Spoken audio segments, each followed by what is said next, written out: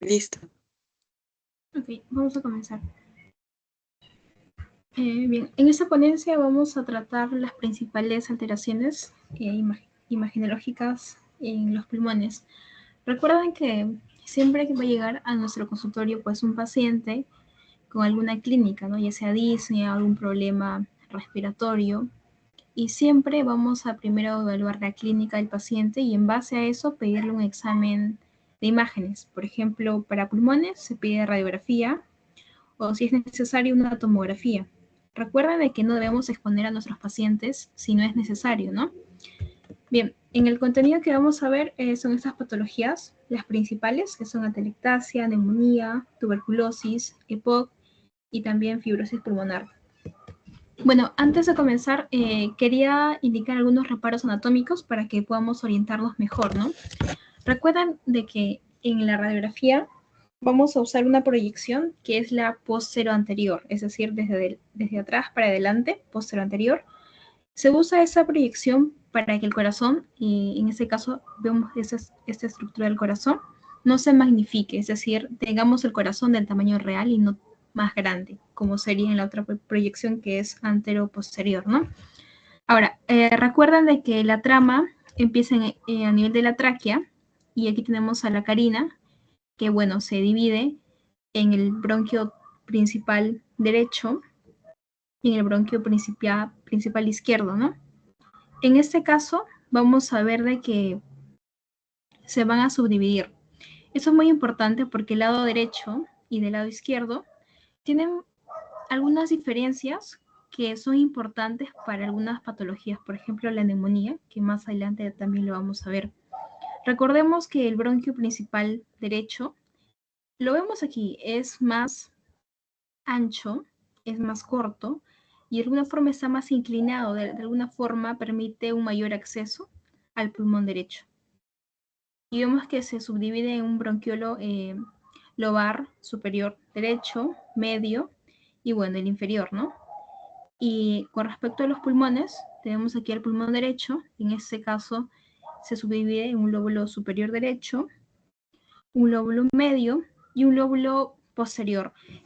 Lo vemos aquí en ese plano frontal, bidimensional, que de alguna forma se contrapone, ¿no? Vemos aquí, por ejemplo, toda esa parte de aquí que estoy señalando corresponde al lóbulo inferior derecho.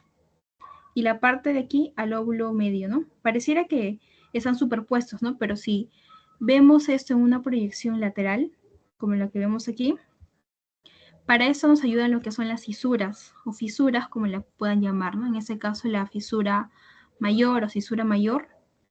En este caso vemos que divide, como lo vemos aquí, esa parte que es el lóbulo inferior derecho del pulmón. Y en este caso vemos a la cisura menor o la cisura horizontal. En este caso divide el lóbulo superior derecho y el lóbulo medio. Entonces, nosotros para poder ubicar bien la lesión tenemos que pedir ambas, ¿no? Tenemos que pedir una proyección posterior anterior y una proyección también lateral, para de esta manera poder ubicar mejor la lesión y ver dónde está ubicado, ¿no? Con respecto al lado izquierdo, que sería ese de acá y ese de acá, solamente tiene una cisura y en este caso pues divide al pulmón izquierdo en un lóbulo superior y en un lóbulo inferior, ¿no? Y lo vamos a poder ver de alguna forma más sencillo. Sin embargo, las patologías que vamos a ver en adelante, de alguna forma, se ubican más en el lado derecho. Así que tenemos que tener en cuenta esa variación anatómica, ¿no? Ahora, otro punto de la radiografía es que tenemos que evaluar los términos que vamos a usar. Recuerden que todo lo radiolúcido corresponde a todo lo que deja pasar los rayos, por ejemplo, el aire, ¿no? En ese caso, los pulmones, bueno, en el nivel más terminal, que son los alvéolos, contienen aire. Entonces, el aire de por sí es negrito, que en la radiografía se denomina como radiolúcido, ¿no? Y todo lo blanquito es lo radioopaco, que corresponde a lo que es, por ejemplo, a los bronquios, bronquiolos, a la trama vascular, alguna linfadenopatía, algún tumor, todo lo que tenga masa o un tejido blando hace de que sea radiopaco, es decir, blanquito. Hay que tener esa consideración. Entonces vamos a pasar en este caso con la telectasia, ¿no? La telectasia tiene por definición ser un colapso, ya sea parcial o completo del pulmón. En este caso, si hablamos de un colapso, esto quiere decir un colapso completo a nivel pulmonar. Por ejemplo, todo el pulmón derecho. Y como tal es el incompleto o el parcial sería el término más adecuado para definir a una telectasia. Lo que sucede en una telectasia es que básicamente tenemos a los alvéolos, bueno, que sería la porción más distal, ¿no? La porción respiratoria propiamente, que se encarga del intercambio gaseoso. Recuerdan que entre oxígeno y CO2, ¿no? Hay un cambio o hay un intercambio gaseoso.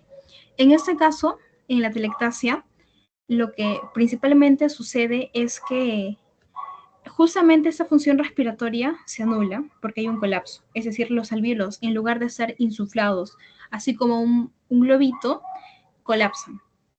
Puede ser un segmento, un lóbulo o todo, que correspondería a un colapso total. Tenemos tres tipos de atelectasia que debemos de recordar, que es la obstructiva, la de comprensión o pasiva y la de contracción o cicatricial. Lo puse en más grande lo que es la obstructiva porque justamente es la principal, la que vamos a ver. Por ejemplo, de 10 pacientes con atelectasia serán unos 7 con obstructiva. Y es lo que más preguntan también en los exámenes porque es más frecuente. Entonces, por ejemplo, lo que pasa aquí en la obstructiva es que a nivel de la trama respiratoria se ocluye. Por ejemplo, un paciente asmático tiene lo que es hiperactividad bronquial. Entonces, como tal, hay un taponamiento de moco. Y si esto si es un proceso un poco más crónico, con el tiempo puede ocluir, por ejemplo, algún bronquiolo, ¿no?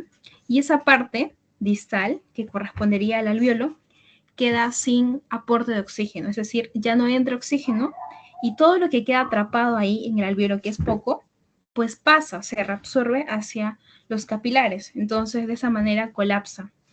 Otro punto también a tener en consideración es que no solamente tenemos aquí los taponamientos por moco, sino que también aquí vemos en esta imagen, por ejemplo, un ejemplo de tumoraciones, ¿no? Tumoraciones endobronquiales dentro de los bronquios, tumoraciones que pueden ocluir y de alguna forma interrumpen el paso del aire hacia los alvéolos, causando su colapso.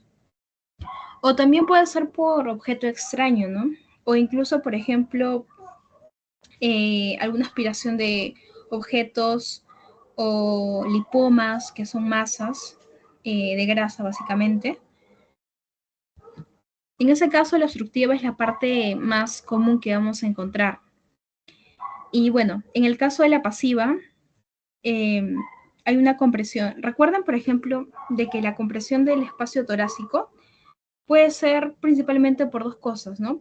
Puede ser por un neumotórax o por un derrame. Ambos van a hacer un efecto. Como lo vemos aquí, tenemos aquí un pulmón, el pulmón izquierdo, y que de esa manera, pues el paciente tiene una lesión, por ejemplo, punzante a nivel del músculo intercostal del lado izquierdo, entonces esto dificulta este mecanismo de presión negativa dentro del tórax, ingresa aire a la cavidad torácica, ingresa aire que es un neumotórax y eso causa el colapso por la compresión, desplaza prácticamente o limita la correcta inspiración, la correcta insuflación de nuestros alvéolos y hace que colapse. O un caso parecido que, bueno, funciona bajo la misma modalidad, que es el derrame, ¿no? En este caso, las neumonías pueden generar un derrame paraneumónico y en ese caso pues hay un derrame de exudado básicamente que se deposita a nivel más distal porque funciona como un líquido, ¿no? Que precipita y de esa manera también limita y comprime lo que es el correcto paso del aire a nivel de los alvéolos, limita la inspiración. De esa forma también actúa una telectasia pasiva. Entonces podemos concluir alguna forma de que, por ejemplo, una neumonía me lleva a una telectasia, sí, de que, por ejemplo, el asma crónico me puede llevar a una telectasia. Sí, esas patologías en realidad se relacionan bastante. Y por último tenemos a la cicatricial o a la de contracción, que es menos común y en ese caso la limitación está al nivel de los alvéolos. Recuerden de que los alvéolos tienen la capacidad elástica para comprimirse, retraerse y de alguna forma poder realizar el intercambio gaseoso. Sin embargo, la de contracción o cicatricial, como le vemos aquí, de un paciente fumador, por ejemplo, los pulmones están bastante fibróticos, fibrosados, con un montón de cicatriz, que es la fase terminal de una inflamación, ¿no? Una inflamación que es crónico y en este caso, pues limita esa capacidad elástica de los alvéolos y concluye pues en una telectasia, que es por contracción o cicatricial. Debemos recordar la principal, que es la obstructiva, ¿no? Ahora, hay un mecanismo bastante importante que vamos a identificar en la radiografía, que es básicamente este, ¿no? Recuerdan de que el pulmón está rodeado de una pleura visceral que está pegada al pulmón y una pleura parietal que está más limitada hacia la caja torácica. Entonces, cuando hay una telectasia, por ejemplo, a ver, en ese caso, vemos, por ejemplo, de ese lado, del lado derecho. Aquí vemos la lesión con color azul. Si tenemos la lesión de la telectasia a este nivel, los alvéolos a este nivel han colapsado, se han retraído. Entonces, justamente como las pleuras están pegadas, pero de alguna forma separadas por el líquido pleural, en la telectasia, esta distancia entre pleura y pleura, que es la visceral y la parietal, de alguna forma se reduce y genera una fuerza de tracción hacia su mismo lado. Por ejemplo, si la lesión está aquí, de color azul, esta fuerza de tracción genera que las estructuras que son móviles de esta zona vayan hacia el lado afectado, que sería hacia el lado derecho. Genera una fuerza de tracción. Y como mecanismo compensatorio, recuerdan de que a este nivel de la lesión ya no hay hematosis. Entonces, el cuerpo sí o sí necesita una demanda de oxígeno que va a ser necesaria, ¿no? Para poder compensar todo, las zonas que están todavía funcionando, por ejemplo, sería todo lo de acá, o incluso el otro pulmón, se hiperinsuflan. Eso quiere decir que los pongo a trabajar un poco más, se llenan más de aire y el proceso en ellos se acelera, ya que esta parte de alguna forma no funciona. Entonces, bajo esos dos principios, vamos a ver los cambios que se van a dar en una radiografía. Por ejemplo, bien, en esta parte vemos una radiografía en proyección posterior anterior. Bien, en ese caso vemos una trama bastante notable. Vemos aquí la trama vascular, los bronquiolos y todo ello. Recuerda de que para poder comparar básicamente tenemos que trazar una línea media, así. Comparar izquierda con derecha. De esa forma vamos a poder ver las diferencias y si hay alguna alteración, alguna lesión y también ubicarlas. Bien, un momento. Sí, en este caso, recuerden de que, por ejemplo, tenemos en esa imagen A y B, ¿no? La lesión aquí, como nos indica, en esa imagen está en el lóbulo superior derecho. Y como lo vemos aquí, si lo comparamos, vemos aquí una radioopacidad claramente notable, ¿cierto? Vemos aquí, en este caso, una trama bastante blanquita que corresponde a lo radiopaco. Esa parte nos indica de que ya hay un signo de atelectasia, ¿no? Ahora, si es considerable la telectasia, vamos a ver este desplazamiento de estructuras móviles. Recuerden que a nivel del mediastino vemos, por ejemplo, la tráquea, también los grandes vasos y el corazón. Entonces, son estructuras que fácilmente pueden ser desplazables hacia el lado derecho o hacia el lado izquierdo. En el caso de la telectasia, la lesión está aquí, en el lado derecho. Recuerden que les mencioné la atracción que generan las pleuras visceral y parietal hacia el mismo lado de la lesión. Es ipsilateral, ¿no? En este caso vemos que la tráquea, como la vemos aquí, esa parte, la tráquea está desviada hacia el lado de la lesión, ¿no? Y por otra parte también vamos a poder ver, en ese caso, como lo mencioné, el aumento de la densidad, ¿no? En ese caso vemos el desplazamiento de la tráquea, en el caso del corazón no, así que vemos que de alguna forma la telectasia no es tan sustancial, ¿no? ¿Me da un momento, por favor? Solo un minuto.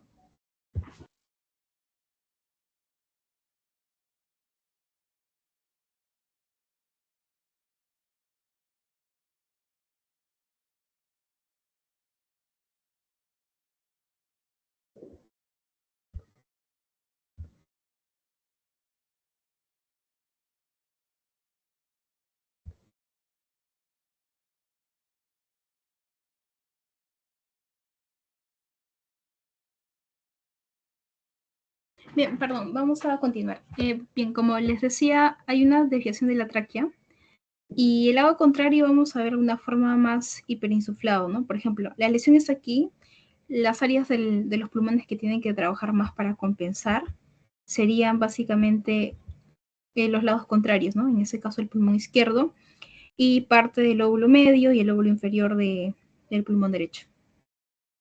En esa parte igual, recuerden de que como les mencioné, tenemos que ver en la proyección posterior anterior, que sería frontal, y también en la proyección lateral para poder ubicar mejor la lesión. Vemos aquí que, a ver, si trazamos una línea media, en este caso, vemos de que la lesión estaría a este nivel, ¿no? Vemos un aumento de, de la densidad.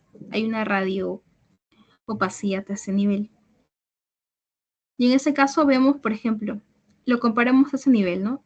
O sea, si hacemos un trazo de aquí hasta acá, sería pues la división del lóbulo superior, medio, inferior, ¿no? Toda esa parte de acá que estoy señalando sería parte del lóbulo inferior. Vemos de que no es afectado. La afectación aquí sería a nivel de, pues básicamente el lóbulo medio del pulmón derecho.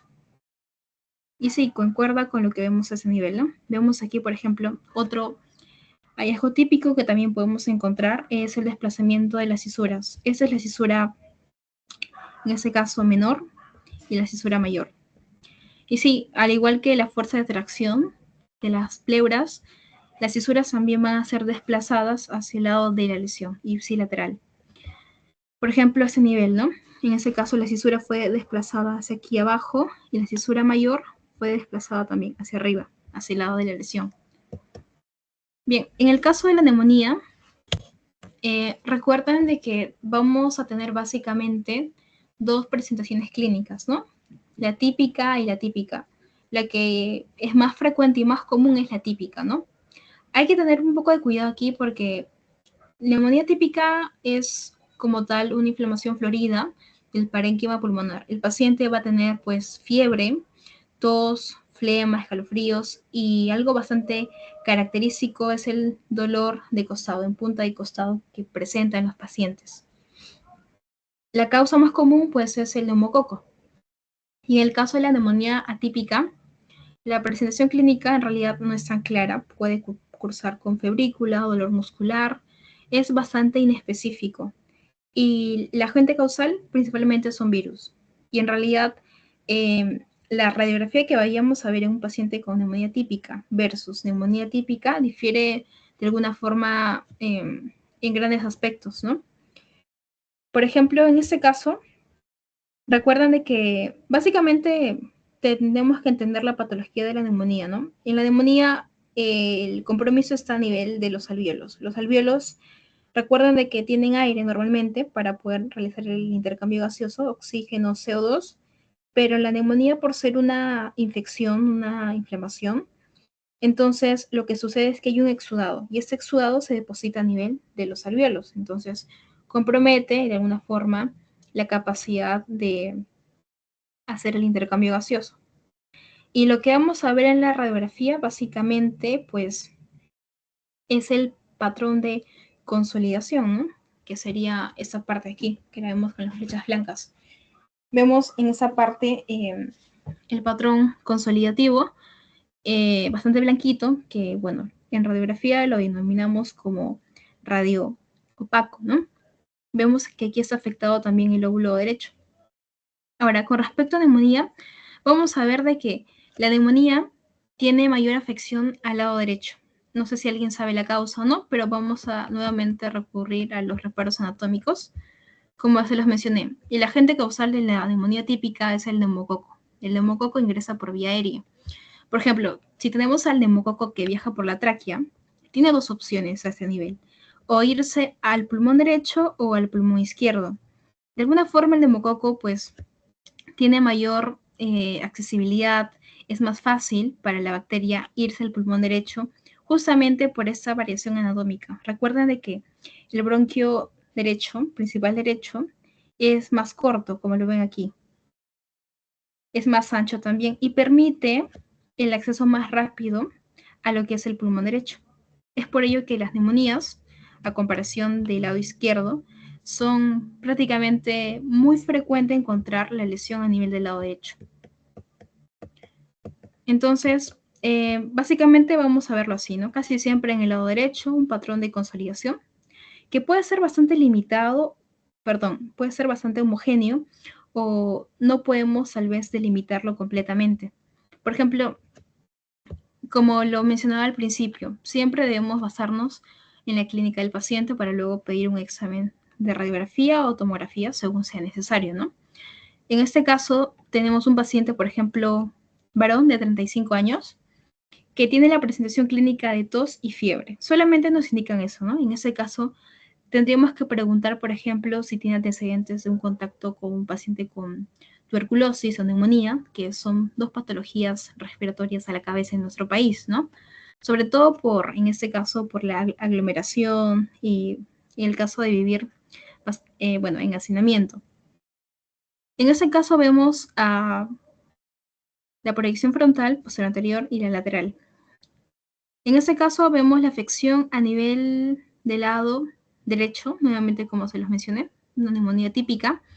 Y en este caso vemos el patrón de consolidación, ¿no? Vemos bastante radiopaco, de alguna forma es homogéneo, si se puede delimitar la lesión.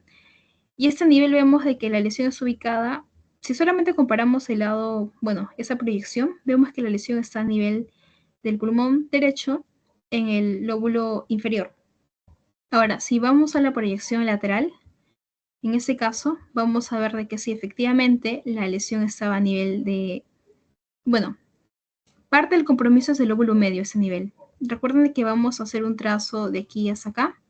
Toda esa parte sería el lóbulo inferior y esa parte correspondería al lóbulo medio. Entonces, de alguna forma, la lesión netamente está ubicada en el lóbulo medio del pulmón derecho. Bueno, hay hallazgos típicos que vamos a encontrar, en este caso, en los pacientes con neumonía. Por ejemplo, vamos a tener lo que es el broncograma aéreo.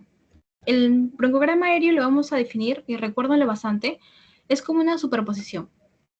El patrón de condensación ya se ve como tal radio opaco, que es blanquito, por ejemplo acá. Bien, aquí lo vamos a ver claramente. Toda esa trama blanca que es radio opaca es el patrón de consolidación de la neumonía. Me indica de que pues los alvéolos tienen depósitos de exudado. No sé si pueden ver esta trama radiolúcida, que son como rayos que netamente pues representan lo que es la parte respiratoria de los pulmones, ¿no? Los bronquiolos. Vemos esta trama vascular, eso se le denomina lo que es el broncograma aéreo. En ese caso, es una superposición, ¿no? En ese caso vamos a poder ver, si bien es cierto, el patrón de consolidación y se superpone a la trama respiratoria.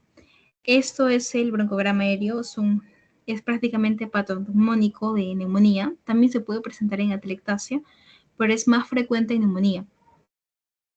Otro concepto a tener en consideración es el signo de la silueta. El signo de la silueta básicamente tiene dos estructuras para poder compararlas. El corazón, que sería aquí, y las semicúpulas o los semidiafragmas, ¿no? Del lado derecho, del lado izquierdo. En ese caso, el signo de la silueta nos indica si nosotros podemos distinguir cuándo termina el corazón o cuándo termina, en este caso, las semicúpulas de los diafragmas. Netamente poder diferenciarlo de la lesión. Como el patrón de consolidación es radiopaco y el corazón también es radiopaco, tenemos que ver si en este caso yo puedo, a este nivel del lado derecho, puedo limitar hasta dónde va el corazón. No sé si lo pueden notar, pero de alguna forma esta radiopacidad de la lesión y esta radiopacidad del corazón se parecen bastante. Entonces, tiene el signo de la silueta porque yo no puedo distinguir hasta dónde va la lesión y hasta dónde se limita con el corazón. Y de igual forma, ¿no? En ese caso, con el hemidiafragma sí puedo diferenciarlo porque en el lado derecho vemos que hay una clara limitación, ¿no? En ese caso, en esta radiografía solamente tiene signo de la silueta a nivel del corazón, pero no tiene signo de la silueta a nivel de la hemicúpula o el hemidiafragma derecho, porque sí puedo distinguirlo de la lesión. Otro punto a indicar es que también vamos a ver la distribución lobar o segmentaria. Bueno, la lobar es básicamente esta, es homogénea. Eso quiere decir que puedo limitar la lesión, por ejemplo, no distinguirla del corazón o la de la hemicúpula, pero puedo limitar a nivel de qué lóbulo está la lesión. Por ejemplo, esta lesión está a nivel del lóbulo medio, el pulmón derecho. Lo puedo comprobar aquí y también en la proyección lateral. Sí puedo limitar a nivel de qué lóbulo está. Pero en el caso de una neumonía con distribución segmentaria, es más heterogénea la distribución. Como lo vemos aquí, es tanto a nivel izquierdo como derecho, lóbulos medios o inferiores incluso, no se puede distinguir tanto y varía. Entonces, aquí, por ejemplo, solamente vamos a ver el patrón de consolidación y también la distribución segmentaria. Aquí, por ejemplo, no vemos el broncograma aéreo que sí veíamos acá. Básicamente, para poder entender mejor la neumonía, tenemos que evaluar, en este caso, dos conceptos clave, ¿no? Que es el broncograma aéreo y la consolidación.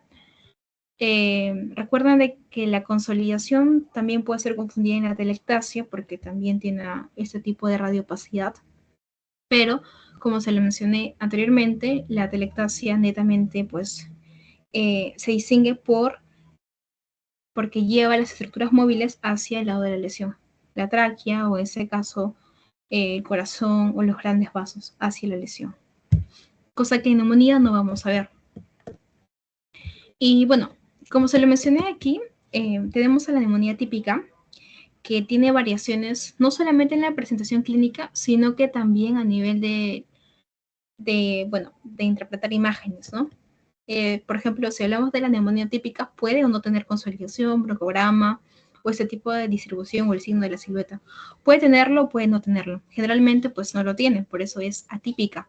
Lo que sí vamos a ver, sobre todo en neumonías atípicas, son un tipo de patrón característico. Por ejemplo, el patrón reticular lo vamos a ver sobre todo en neumonías atípicas, ¿no? Vemos aquí, por ejemplo, un patrón reticular bastante ya avanzado, tanto en el pulmón izquierdo como en el pulmón derecho y en la proyección lateral de igual forma, ¿no? Recuerden que este patrón reticular me da el aspecto de red, por eso se le llama reticular, y no hay que confundirlo con retículo nodular, ¿no? Que básicamente aquí, que es solamente reticular, vemos como redes. En el retículo nodular vemos redes y nódulos, pequeñas circunferencias, pero aquí es solamente una trama de redes, que está pues en el lado izquierdo como en el lado derecho. Y bueno, las cavitaciones también. Recuerden que las cavitaciones se forman como un mecanismo de defensa en el cuerpo. ¿Por qué? Porque la bacteria en ese caso invadió, por ejemplo, esa zona del lóbulo superior derecho del pulmón. Y en ese caso se forma una cavitación, es decir, todo el sistema inmune genera como una trama que recubre a este granuloma o a esta bacteria de la lesión para poder destruirla, ¿no? Y es así como se forma una cavitación.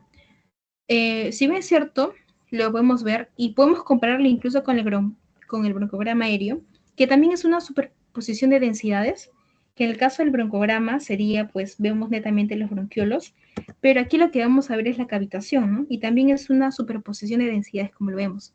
Es en ese caso, la radiopacidad superpuesta a la radiolucidez. Y este signo de la cavitación no solamente lo vemos en neumonía, sino que también lo vemos en tuberculosis. Recuérdenlo también. Ahora, en ese caso de tuberculosis, en el caso de radiografía no hay un hallazgo típico que pueda yo ver, así como en atelectasia o en neumonía, y puedo decir referente a tuberculosis. Recuerden de que la tuberculosis sobre todo lo vamos a identificar por la clínica. Recuerden, por ejemplo, la fiebre, por ser básicamente una infección. La fiebre, pues las sudoraciones nocturnas o incluso la pérdida de peso, ¿no? O la hemoptisis, que también muchos ya conocemos. Toda esa presentación es típica de una tuberculosis. Y bueno, en este caso, según la guía terapéutica del MINSA, pues incluso no es necesario hacer exámenes más, debemos iniciar el tratamiento cuando ya tenemos la sospecha.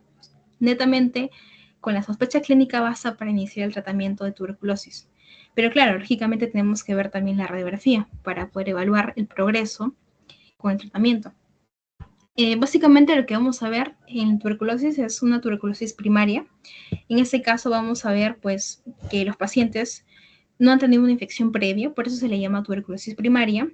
Y vamos a ver básicamente el agrandamiento de los ganglios linfáticos. Hay algún tipo de linfadenopatía a nivel, bueno, a nivel del ilio o a nivel del mediastino, como lo vemos a este nivel. Y también vamos a ver el complejo de Ghon y el complejo de Ranke, ¿no? En este caso, el complejo de Ghon lo podemos ver a ese nivel. También son radiopacidades, pero son más circunferenciales como lo vemos aquí. Y a ese nivel también podemos ver, en este caso, los agrandamientos de los ganglios linfáticos. Y el complejo de Ranke, que netamente es el complejo de Ghon, pero ya calcificado, ¿no? Que se ve aquí claramente. No hay que confundirlo con nódulos, porque tiene variaciones también, ¿no? Sobre todo por medidas. Y bueno, vemos aquí nuevamente, ¿no? Una tuberculosis postprimaria, que vemos, por ejemplo, una cavitación. Recuerden de que en este caso, una tuberculosis primaria puede progresar a una, bueno, en este caso puede diseminarse por vía hematógena, y eso lo denominamos como una tuberculosis miliar. Miliar porque se parece a las semillas que vemos aquí. Y en este caso vemos el patrón retículo nodular, no como lo veíamos el anterior de neumonía típica, de un patrón netamente reticular de redes. En la tuberculosis miliar vemos retículo nodular, es decir, tenemos las redes y también tenemos nódulos. Los nódulos varían entre 1 a 3 milímetros. Y en este caso pues vemos también una TB miliar ya avanzada, con compromiso en el pulmón derecho y también en el pulmón izquierdo, ¿no? Y vemos que en este caso la TB miliar sí es necesario pedir una TAC, una tomografía con corte axial. Y vemos ese patrón, ¿no? Patrón retículo nodular. Recuerden de que la TAC, en este caso, debemos pedirlas, sobre todo si la radiografía no es tan concluyente, o si, por ejemplo, el paciente tiene tratamientos y hay resistencia al tratamiento, o no cura o no hay mejoría, también podemos pedir una TAC. En el caso del EPOC, pues básicamente son dos situaciones clínicas, ¿no? El enfisema y la bronquitis crónica. Y si alguno ha leído un poco más, pues también considera al asma refractario no reversible. Pero netamente considera solamente dos patologías, ¿no? El enfisema y la bronquitis crónica. Por ejemplo, hay variaciones a este nivel que vamos a compararlo, tanto con enfisema como bronquitis. En este caso, recuerden que el enfisema tenemos la lesión o el daño a nivel de los alvéolos. Es de alguna forma diferente a la telectasia, ya que aquí hay una destrucción de las paredes de los alvéolos y hay una dilatación. Es decir, de alguna forma tenemos más grandes los alvéolos y en la telectasia es un colapso, es lo contrario, ¿no? Vemos este patrón en el enfisema, hay una destrucción de las paredes. Y bueno, la presentación clínica que vamos a ver en este caso, pues básicamente tenemos a lo que son los sopladores rosados, el paciente con una contextura delgada, asténica, de coloración rosada roja. Y por otro lado, en la bronquitis, tenemos en este caso la tos y la expectoración, que es bastante común, que tiene que hacer al menos 3 meses durante al menos 2 años consecutivos. Y bueno, el paciente es todo lo contrario, ¿no? Se quiere delgado en enfisema. En bronquitis es abotagado, es gordito, de contextura gruesa, cianótico, azul. Y la lesión está a nivel de los bronquiolos, ¿no? En este caso vemos un agrandamiento, una inflamación y depósitos de material purulento. Entonces, con estos conceptos vamos a ver que la radiografía básicamente es similar, la podemos deducir. Por ejemplo, en este caso vemos a la bronquitis. Primero comenzamos con el enfisema. Como se les mencioné, el enfisema es lo contrario de alguna forma a la telectasia. En el caso del enfisema hay una destrucción de las paredes alveolares y eso genera un atrapamiento aéreo.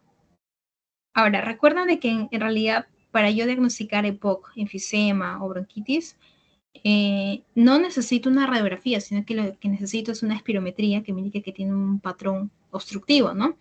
Que la dificultad del paciente está a nivel de la expiración. Es decir, que no puede eliminar el aire, que el aire queda atrapado. En el caso del enfisema podemos verlo claramente. Al estar los alvéolos, las paredes destruidas, se genera mayor espacio de atrapamiento aéreo, por eso dificulta la expiración, y es un patrón obstructivo que vamos a ver en la espirometría. En ese caso, si hay mayor atrapamiento aéreo, vamos a ver de que los pulmones van a estar más radiolúcidos, ¿no? Más negritos, porque hay más atrapamiento de aire. Justamente es lo que vamos a ver aquí. Si hay más atrapamiento de aire, vamos a ver una mayor radio, en ese caso. Bueno, y también vamos a ver lo que es las semicúpulas de los diafragmas. Si hay mayor atrapamiento aéreo, las semicúpulas van a descender, porque el aire ocupa un volumen a nivel de la caja torácica y las cúpulas van a descender. Y la trama vascular en este caso va a reducirse porque lo que va a resaltar aquí es el contenido del aire. Los pulmones que tienen enfisema, o las zonas, o los segmentos, o los lóbulos, van a estar hiperinsuflados. Y en este caso, a nivel de la bronquitis crónica, sucede lo contrario, ¿no? Si aquí en enfisema la trama vascular estaba, pues, disminuida porque hay un mayor atrapamiento de aire, en bronquitis todo lo contrario, ¿no? Va a estar más visible. Y si bien es cierto, aquí también hay atrapamiento aéreo porque de alguna forma también es un patrón obstructivo que dificulta la expiración, pero en el caso de la bronquitis va a haber un aumento, como le vemos aquí, de los bronquiolos, vamos a ver que hay un aumento de la pared, justamente propio de esa inflamación, ¿no? Hay un aumento. Y ese aumento de la pared se ve claramente aquí en la radiografía. Y también lo vamos a poder ver aquí, por ejemplo, aquí tenemos un vaso. En este caso es una TAC con contraste, porque vemos al vaso teñido, ¿no? Con coloración blanquita. Y vemos que aquí está pasando, por ejemplo, un bronquiolo. Justamente lo vemos bastante teñido, una pared bastante gruesa, justamente por el proceso de la bronquitis. Es lo que nos indica esto. Y ahora, en la bronquitis también vamos a poder ver, en este caso, la cúpula, la hemicúpula del diafragma descendida, porque también es atrapamiento aéreo. O sea, en ambos, tanto en enfisema como en bronquitis, vamos a ver hiperinsuflación. La diferencia es que la trama vascular en enfisema va a estar reducida, porque lo principal es el atrapamiento aéreo, mientras que en la bronquitis, justamente porque hay por el proceso inflamatorio, va a haber un engrosamiento de la pared del bronquio, del bronquiolo, y eso es lo que se va a reflejar en la radiografía. Bien, y el caso de la fibrosis, pues recuerden que es todo lo contrario al EPOC. Si en este caso EPOC es un patrón obstructivo, en fibrosis es un patrón restrictivo, ¿no? De igual forma, el criterio diagnóstico como tal no es una radiografía o una TAC, sino que una espirometría más la presentación clínica, ¿no? En este caso, la fibrosis, por ejemplo, es bastante común en pacientes que tienen lupus o artritis reumatoide, ¿no? En este caso podemos indicar que mujeres, sobre todo. Ahora, en este caso, vamos a poder ver en la radiografía algunos hallazgos típicos de fibrosis temprana, por ejemplo, que son el engrosamiento irregular del tabique interlobulillar, el engrosamiento pleural irregular, que en esa parte de la radiografía no se ve tanto, y sobre todo sí lo que se va a poder distinguir son las opacidades reticulares, ¿no? Por ejemplo, trazamos aquí una línea media, comparamos el lado derecho con el lado izquierdo, no sé si pueden ver estas líneas como rayos que se van de aquí para allá, aquí también, que no las tenemos en el lado izquierdo, perdón, en el lado derecho. Esto nos representa la fibrosis, ¿no? Que no la vamos a confundir con la trama vascular porque son bastante horizontales, como vemos aquí, y parecen más como un rayo de luz, ¿no? Eso es bastante típico de la fibrosis, pero en ese caso, como le indiqué, lo que se pide más, como si es un ataque. Y hay un patrón bastante característico, no sé si alguien lo sabe, más adelante también voy a decirlo. Bien, puse esta imagen para poder contrastar. Vemos aquí que hay un atrapamiento aéreo. Cada espacio representa un alvéolo. Y la pared entre alvéolo y alvéolo está más delgada. Eso nos indica de que hay una destrucción al nivel de los alvéolos y hay atrapamiento aéreo. Esto representa al enfisema.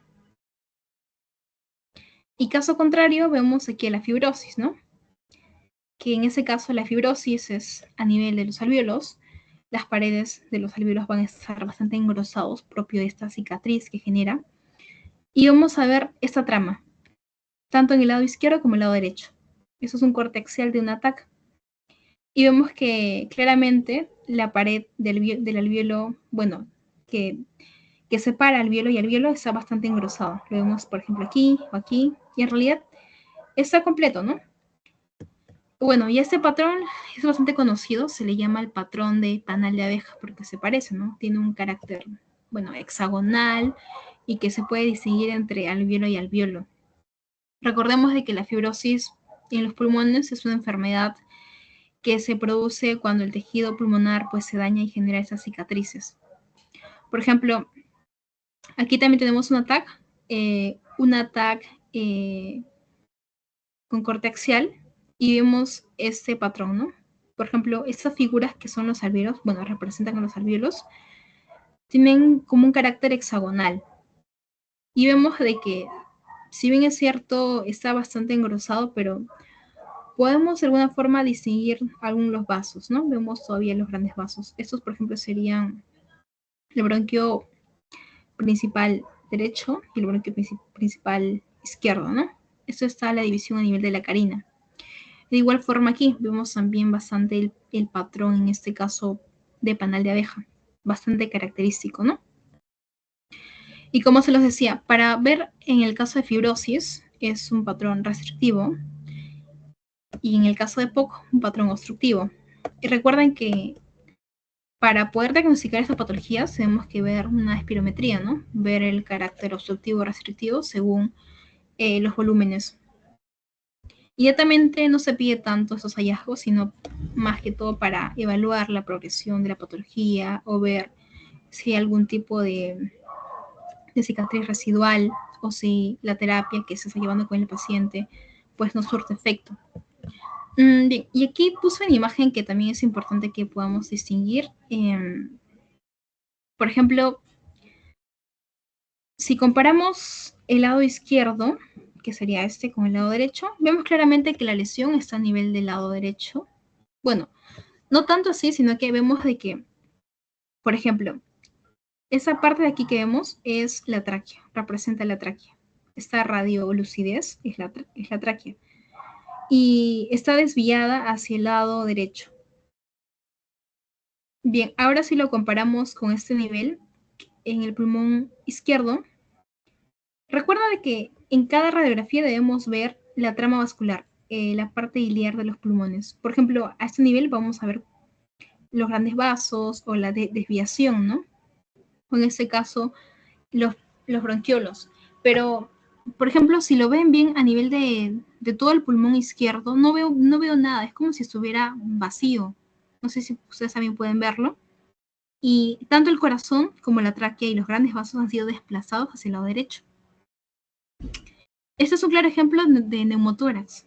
Recuerden de que, por ejemplo, neumotórax y atelectasia es lo contrario. Atelectasia, si la lesión está en el lado derecho, jala las estructuras hacia el lado derecho. Es ipsilateral. Es decir, lleva hacia su mismo lado la tráquea, los grandes vasos y el corazón. Pero el neumotórax es contralateral. En el caso de neumotórax, tenemos aquí un neumotórax del pulmón izquierdo que desvía todo hacia el lado derecho. Es contrario, es decir, la desviación en el neumotórax es contralateral, mientras que en atelectasia es ipsilateral. Lo que sucede, por ejemplo, en el neumotórax es que, pues, básicamente ingresa el oxígeno a nivel de la cavidad torácica, se pierde esa presión negativa capaz de que los alvéolos puedan insuflarse correctamente y tiende a retraer los pulmones a este nivel, generando pues un neumotórax. Y lo que vamos a ver básicamente es eso, ¿no? Es la pérdida de la trama vascular. Y lo que está claramente, y nadie lo podrá negar, es la desviación de las estructuras. La tráquea aquí y aquí el corazón. El corazón al lado, pues, derecho y también los grandes vasos hacia el lado derecho.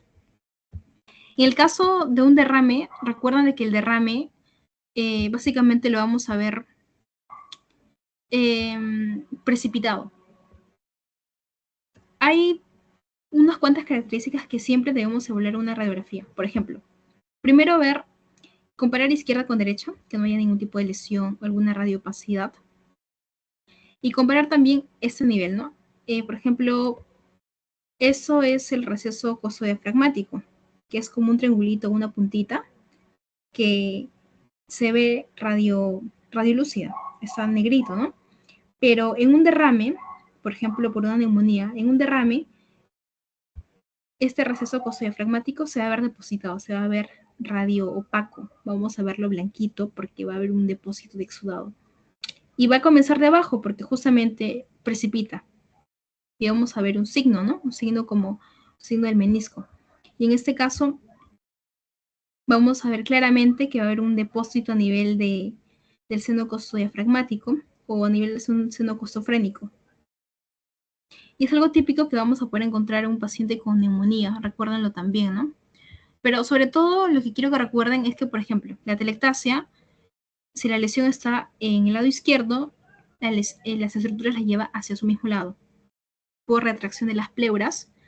Y en el caso del neumotórax, la lesión la lleva hacia el lado contralateral, es decir, hacia el lado opuesto de la lesión. Solamente distinguir eso, ¿no?